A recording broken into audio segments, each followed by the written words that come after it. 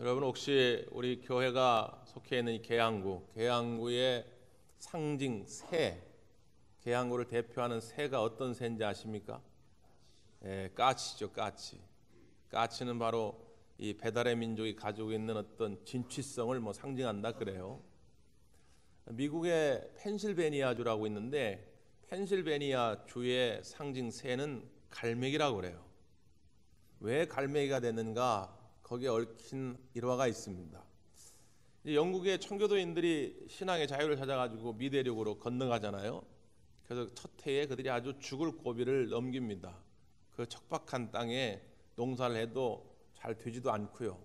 어쩌다가 이제 잘 됐다. 그래서 수확을 하려고 하는데 이 메뚜기 떼들이 와가지고는 극성을 부립니다. 이게 한두 마리가 아니고 하여튼 수천 마리, 수만 마리가 와가지고 1년 동안 죽어라 고생한 그 농작물에 막대한 피해를 주는 거예요. 사람이 이렇게 쫓아내보는데 속수무책입니다. 근데 어느 날 막 그렇게 또 메뚜기와 막 싸우고 있는 판인데 그 동네 예배당에 종소리가 땡땡 울리는 거예요. 그 종소리는 예배 시간 전에 혹은 마을에 아주 긴급한 일 있을 때나 울리는 종소리인데 그 농부들이 야 무슨 일이 있나 보다 한번 가보자 그렇게 교회로 간 것입니다. 그때 이제 목사님이 여러분 우리가 아무리 해도 이렇게 안 되는데 너무 실망만 하지 마시고 오늘 하나님께 기도하십시다. 그래서 이제 긴급 기도회를 간단히 하게 된 거지요. 이 농작물의 피해가 너무 심하니까. 그래 기도회를 마치고 나왔는데 그 논밭에 벌어진 광경에 모두가 놀랬다는 거예요. 그게 뭐냐면 어디서부턴가 갈매기 떼가 몰려든 겁니다. 어마어마한 갈매기 떼가 몰려들어 가지고는 그 메뚜기를 잡아먹기를 막 시작하는 거죠. 이 사람이 일일이 쫓아내서 도저히 할 수가 없는 일이었는데 그 많은 갈매기 떼가 와가지고 메뚜기 떼를 몰아내기도 하고 잡아먹기도 하고 그냥 간 게 아니라 배설물을 막 그 땅에 뿌리고 갔는데 그 땅이 더 기름지게 돼서 그 다음에는 더 많은 풍성한 열매를 거두게 됐다는 거예요. 그래서 그걸 잊지 말자고 펜실베니아주는 그 상징새를 갈매기로 정한 것입니다. 어떤 이는 말할 수 있죠. 그 우연의 일치 아닌가. 근데 참 여러분 희한하죠. 우리가 하나님께 기도하면 평소에는 잘 일어나지 않던 우연의 사건들이 우리 앞에 수도 없이 펼쳐지기를 시작합니다. 기도하는 것을 우리 하나님이 그냥 두지 아니하시고 우리의 작은 신음에도 응답하신 하나님이 세밀한 부분까지 채워줄 줄 믿습니다. 지난 금요일 날 교회 나왔는데 평소에 평일에는 잘 나오지 않던 그런 분들이 보여요. 그래서 웬일인가 궁금해가지고 전사님한테 여쭤봤더니 낮에 그리고 저녁에 하루에 2번씩 모여서 자발적으로 기도회를 열기로 했다 그래요. 저한테는 얘기도 안 하고 아마 이제 장로님들하고 전사님하고 얘기했는지 하여튼 저도 몰랐는데 낮에 와서 기도회를 하시더라고요. 감사합니다. 여러분의 그 아름다운 기도를 하나님이 응답하셔서 제 집사람이 빠른 시간 안에 회복될 줄 믿습니다. 우리가 어떤 인생의 위기를 만날 때 그런 거죠. 우리가 서로 중보기도 해주고 또 사랑의 말로써 격려해 주면서 이겨낼 수 있는 힘을 주는 거죠. 사람은요 처음에 이제 건강하고 또 가진 것들이 많이 있고 또 젊었을 때 이럴 때는 나한테는 절대로 그런 일이 일어나지 않을 거라 내가 정말 하나님께 부르짖어 기도해야 할 그런 상황이 내게는 안 벌어질 것처럼 생각하고 살아갑니다. 되게 그렇죠. 정경주 사모님이라는 분이 계신데 이분이 쓴 책 가운데 간증집인데 하나님이 하셨어요. 그런 제목의 책이 있어요. 이분은 항상 입버릇처럼 하나님이 하셨어요. 하나님이 하셨어요. 왜? 자기의 지나온 삶을 보면 정말 하나님이 하시지 않았더라면 이루어질 수 없는 너무 많은 일들을 경험했기 때문에 하나님이 하셨어요. 이게 아주 입버릇처럼 붙은 것이지요. 거기에 나오는 일화 가운데 그분이 이제 젊은 시절에는 대한항공 승무원이었거든요. 그래서 스튜디오스 하다가 이제 목사님하고 결혼하는 바람에 사모님이 됐는데 자기가 이제 대한항공 승무원일 때 이제 국제선을 타고 국내로 들어오는데 그때는 인천공항이 없고 이제 김포공항에 내릴 때인데 일본쯤 왔는데 갑자기 이제 기장이 긴급 방송을 하더라는 거죠.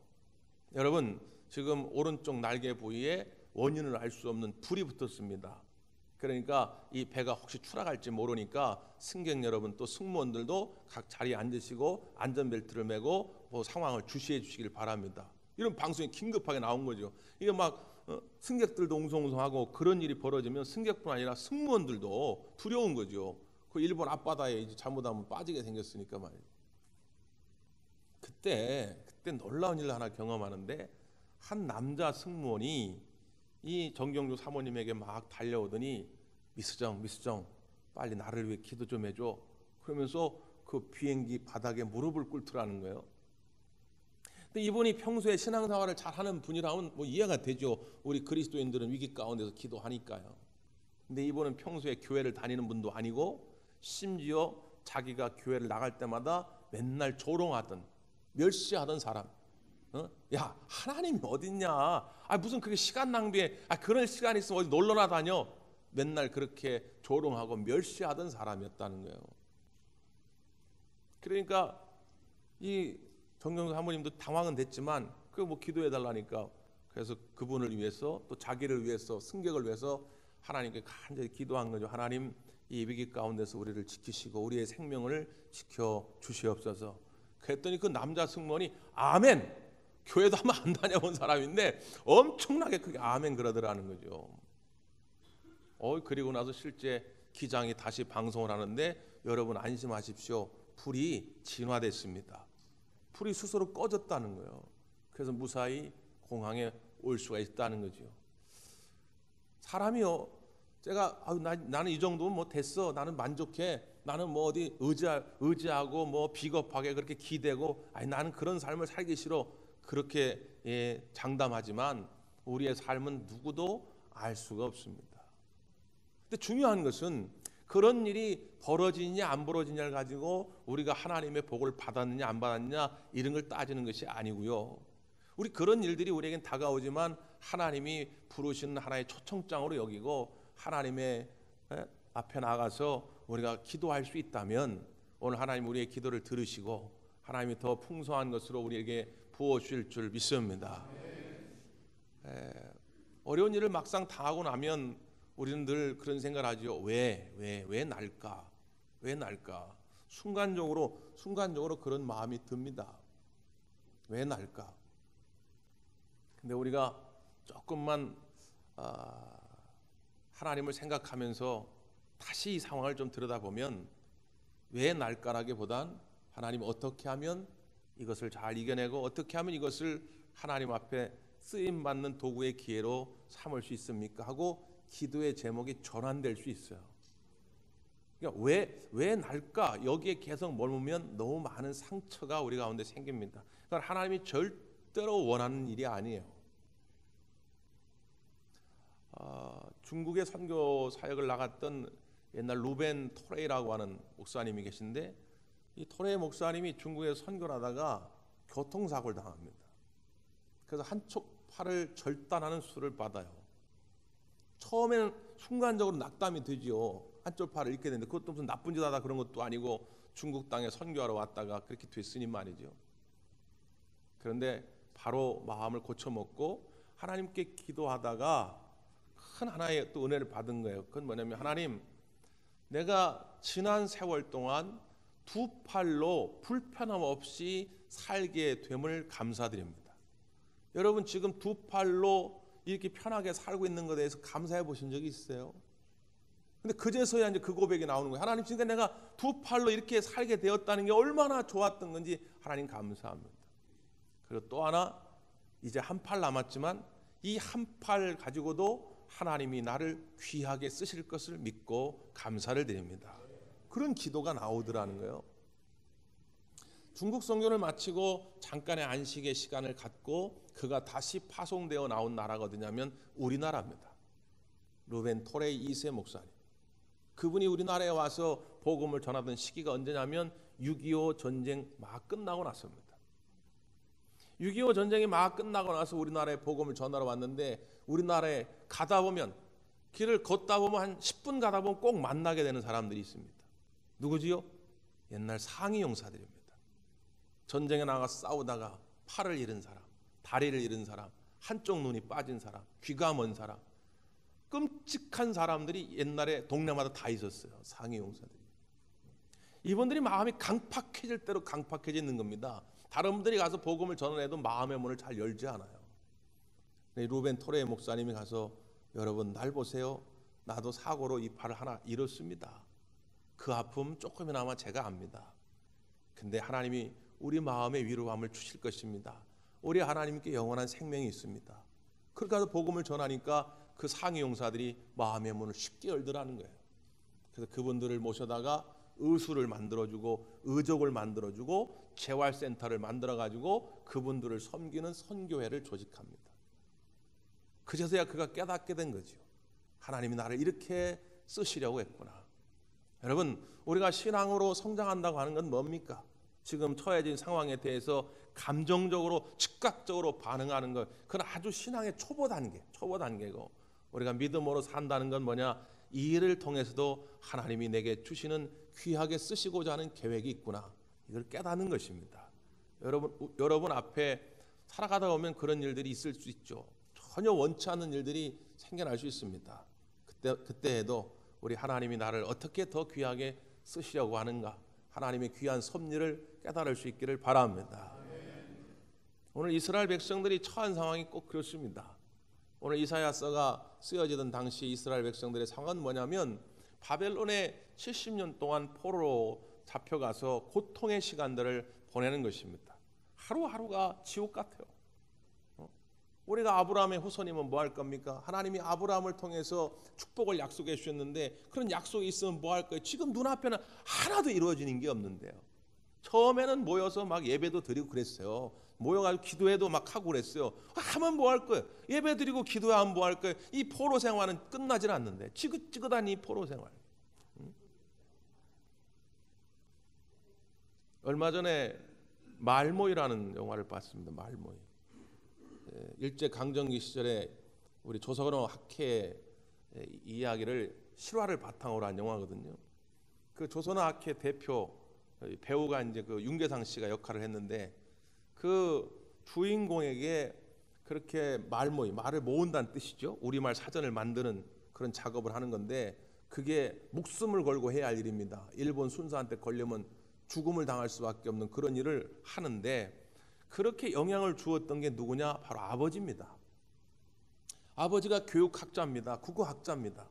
그래서 어린 아들을 붙잡아 놓고, 야, 우리말을 잊으면 안 된다. 우리말 끝까지 지켜야 우리의 민족의 정기를 지킬 수 있고 우리 민족이 나중에 회복될 수 있다. 그 아들을 이렇게 훈련을 해가지고 그 아들이 그 아버지의 영향 때문에 우리말 지키기 대표가 된 거거든요. 그런데 나중에는 그 아버지가 그 아들을 박해하죠. 그 아버지가 경성 제1중고 이사장인데 완전히 친일에 앞장서 가지고 학생들을 대동아 전쟁으로 몰아냅니다. 우리 젊은이들을 일본 천황을 위해 죽게 총알바지로 내모는 그런 역할을 해요. 왜 그랬습니까? 왜? 그 아들을 향해서 그 아버지가 하는 말이 있어요. 야, 꿈 깨라.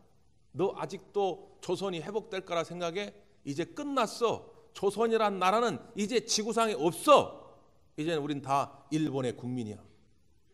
그 아버지 생각이 이렇게 바뀐 거예요. 여러분, 우리가 죽음에 이르는 병이 뭐라고 생각하십니까? 암이라고 생각하세요? 고혈압이라고 생각하세요?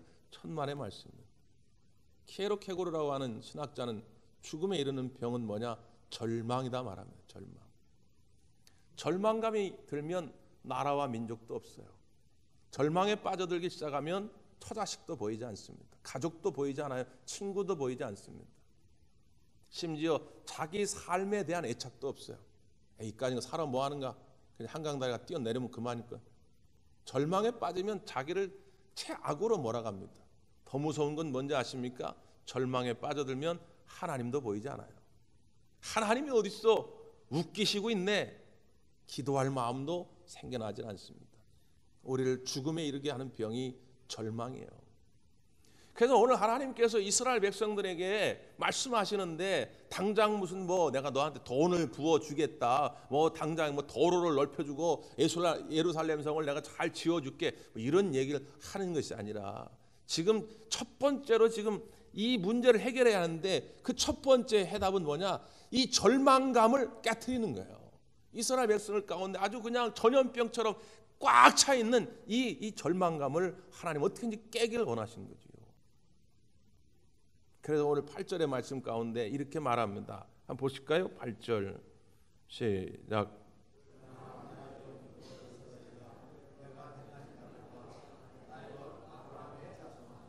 나의 종 내가 택한 야곱 나의 벗. 반복적으로 강조합니다. 그 무슨 말입니까? 내가 너를 버리지 않았다는 거예요.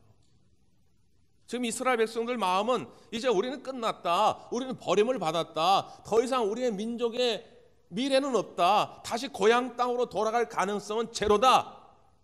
이렇게 생각하는데 아니다는 거죠. 하나님은 다시 한번 말하는 거예요. 너희들은 나의 종이다. 나의 택한 백성이다. 내가 너희를 책임질 것이다. 이걸 하나님이 다시 한번 이스라엘 백성들에 강조하고 있는 것입니다. 오늘 우리에게도 하나님이 이 음성을 들려주시는 거 아닙니까? 지난 한 주간 동안 10년 같은 세월을 보냈어요. 참 희한하더라고요. 시간이 안 가요. 시간이. 한 주간 지나는데 한 10년을 지난 것 같아요. 그래서 이제 주보를 이렇게 정리하는데 주보 원고를 짜다가 이번 주에 셀 모임 공과 교환을 이렇게 만드는데 그 이번 주에 셀 모임 교환의 그 말씀, 주제 말씀이 오늘 본문입니다. 제목이 도와주시는 하나님. 제가 그대로 오늘 이번 주 설교의 제목을 도와주시는 하나님 이렇게 정했어요. 이 본문의 말씀을 제가 우리 성도들 병원에 입원하시면 병원 신방 가가지고 늘상 제가 읽어주고 들려주던 그런 말씀입니다. 근데 이번에 그 셀모임 공과 교환이 이 본문이어서 제가 한번 찾아보다가 오늘 이 8절부터 10절의 말씀 가운데 제게 주시는 위로의 말씀을 들었어요. 목회하면서 이렇게 강력하게 저에게 이 본문이 다가온 적은 처음입니다. 사실 나의 종, 나의 종, 너는 버림받은 것이 아니다. 너는 여전히 나의 종이다. 나의 사랑하는 택한 백성이다. 이 하나님의 음성이 저와 우리 가족들에게 큰 위로가 됩니다. 우리 똑같지 않습니까? 우리가 그런 일들을 당할 때마다 이 버림받았다고 하는 거절감이 우리를 힘들게 하는데 여러분, 우리 하나님은 절대로 여러분을 떠나지도 버리지도 아니하실 줄 믿습니다. 그러면서 이런 말씀을 덧붙이죠. 우리 10절 한번 보세요. 10절 시작.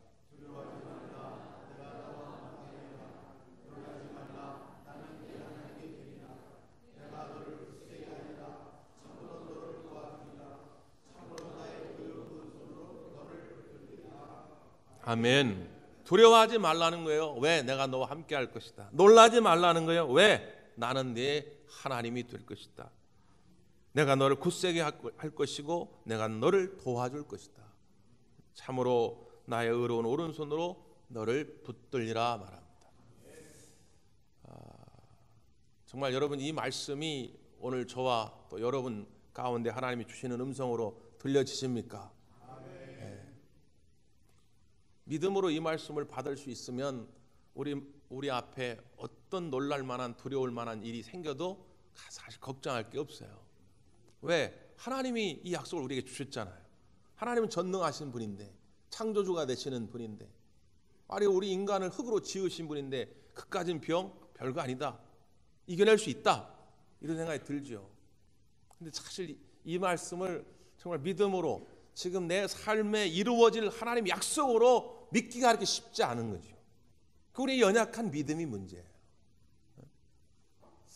오래전 미국에서 있었던 일인데 한 꼬마의 이야기입니다. 1달러와 소년이라는 제목으로 미국 사람들에게 많은 감동을 주었던 실화예요. 한 10살이 채 안 된 한 꼬마가 손에 1달러를 쥐고 동네 가게를 방문합니다. 첫 번째 가게를 들어가가지고 무슨 이야기를 하냐면, 아저씨 혹시 하나님 파세요? 야, 뭔 소리 하는 거야? 장난치지 마! 저리 가! 내쫓습니다. 두 번째 집에 가가지고, 아저씨 하나님 좀 살 수 있어요? 얘가 어디 와서 장사 방해하고 있어. 빨리 나가! 당연히 어른들의 생각에는 이 아이의 말이 너무 허무맹랑하지요. 하나님을 팔다니요. 그래서 이 아이가 아침부터 시작을 했는데 거의 해가 질 저녁 될 때쯤, 그때까지 계속 이 아이는 해답을 얻지 못하고 계속 물어만 보고 다닙니다. 그러다가 69번째 어떤 가게에 들어갔는데 머리가 하얀 어떤 노인인데 똑같이 아이가 물었어요. 아저씨, 하나님 파시나요? 그랬더니 그 노인이 뭐라고 얘기하냐면 웃으면서, 그래? 하나님을 사가지고 뭐 하려고 그래? 하루 종일 이 아이의 질문에 대답한 사람이 처음이었던 거예요. 처음. 하나님 사서 너 뭐 하려고 그러니? 그래서 이 아이가 너무 기뻐가지고 자기의 사연을 털어놓기를 시작합니다. 아저씨, 저는 엄마 아빠가 오래전에 돌아가셨어요. 그와 같은 저를 저희 삼촌이 데려다가 키워주셨어요. 근데 삼촌이 얼마 전에 건설 현장에서 일하다가 높은 곳에서 그냥 떨어지셨는데 지금 혼수상태 빠져가지고 깨어나질 못하고 있어요. 너무 걱정이 되는데 의사 선생님이 뭐라고 말씀하셨냐면, 아이고, 삼촌이 깨어나는 것은 하나님밖에 없는데, 그리고 가셨어요. 물론 의사는 그냥 한 말이겠지요. 그만큼 병이 위중하다고 한 말인데 이 어린아이 마음은 어떤 거냐면 그 하나님이 어떤 분인지 어떤 것인지도 몰라요. 그런데 하여튼 이 하나님만 있으면 우리 삼촌이 깨어날 수 있다고 하니까 자기 수중에 있는 돈을 다 긁어 모으니까 1달러를 들고 그 하나님을 찾으러 다니는 거예요. 우리 삼촌을 깨우기 위해서. 그러니까 이 주인이 묻습니다. 그래? 너 돈이 얼마나 있니? 제가 가진 돈 전부인데요. 1달러예요. 아, 그래, 잘 됐다. 하나님을 사는 데는 1달러가 필요한데 잘 됐네. 1달러 받고 음료수를 하나 주는데 그 음료수 병의 제목이 뭐냐면 하나님의 키스, 그런 제목의 병을 줘요. 그러니까 이 아이가 그 병을 품에 품고 병원으로 달려갑니다. 그리고 삼촌한테, 깨어나지도 않은 삼촌을 막 흔들면서 삼촌 이제 됐어, 하나님이 왔어, 이제 삼촌은 깨어날 거야, 막 그러는 거죠. 깨어납니까? 그거 무슨 하나님의 키스 뭐 음료수 먹는다고 삼촌이 깨어나겠어요? 근데 그 다음 날 그 병원에 세계적인 아주 유명한 의사 몇 명이 방문을 합니다. 누구 때문에요? 이 삼촌 때문에. 그리고 그 삼촌을 치료하기 시작합니다. 그리고 그 삼촌은 결국 깨어나게 되고 회복되게 됩니다. 그 삼촌이 병원에 퇴원하게 될 때 진료 내역서를 보고 깜짝 놀라죠. 어마어마한 액수의 돈이 들어갑니다. 아니, 나는 평생 벌어 내가 이 돈을 갚을 길이 없는데 어떻게 이런 진료를 했냐고 막 걱정을 하니까 병원 관계자가 하는 말이, 걱정하지 마세요. 어떤 노인이 다 벌써 지불하고 가셨습니다.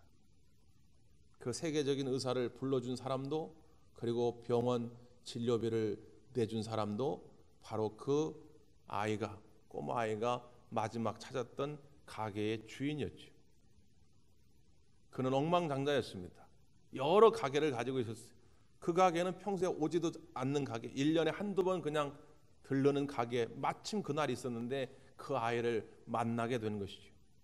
그 이야기를 듣고 삼촌과 아이가 그 가게를 찾아갑니다. 그 주인을 찾아가죠.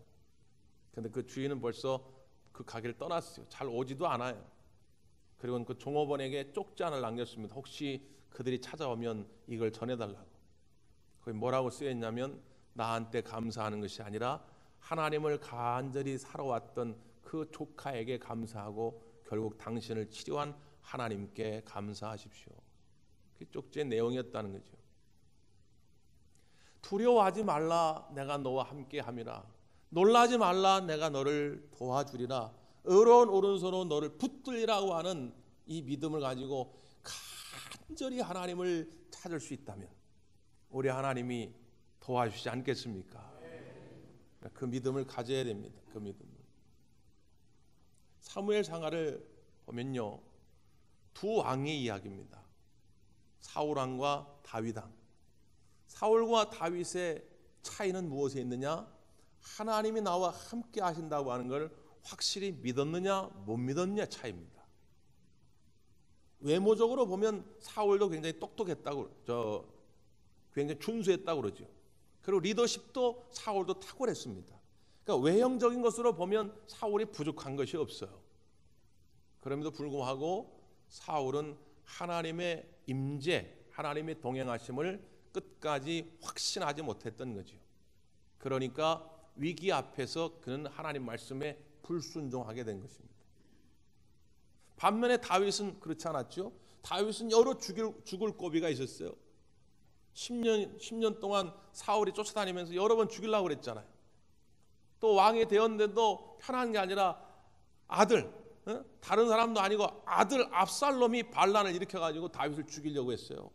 수도 없이 많은 죽음의 공포가 그에게 있었지만 다윗은 한 가지를 확신했던 거죠.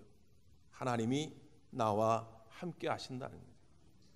그래서 그는 아주 유명한, 정말 우리가 애송하는 시를 하나 남기지요. 시편 23편입니다. 여호와는 나의 목자시니 내가 부족함이 없으리로다. 내가 사망의 음침한 골짜기를 다닐지라도 해를 두려워하지 않을 것은 주께서 나와 함께 하심이라. 그 확신이 있었기 때문에 그는 위기 가운데서도 만족할 수 있었고 찬송할 수 있었던 것입니다. 저는 우리 하나님이 우리 가족과 함께함을 믿습니다. 우리 대광교회와 함께함을 믿습니다.